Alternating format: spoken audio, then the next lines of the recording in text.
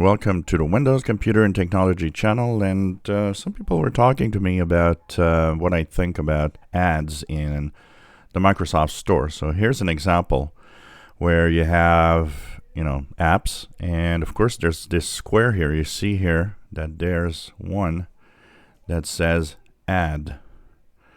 So some people are a little offended, saying, well, there's ads in the Microsoft Store.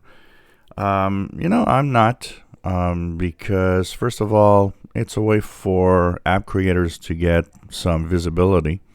The other thing also is every store has ads. If you look at the Android store, if you look at the App Store for Apple, they all have apps that they put forward like this.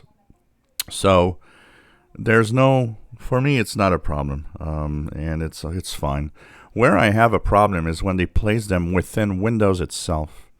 But having ads in free apps, look at all the games, look at all the free things that you get on Android and iOS that have ads constantly while you're playing, while you're using them.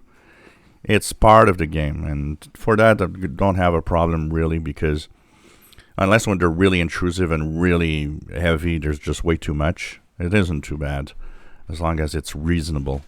Like I said, there's so many apps in the Microsoft Store and all of these stores that the only way you can really get visibility sometimes is just to push an ad and have yourself visible to everybody for a while, and that's fine.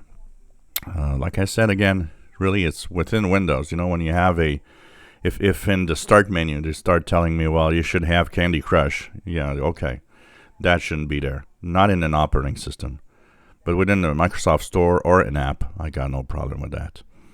If you enjoy my videos, please subscribe, give us thumbs up. Thank you for watching.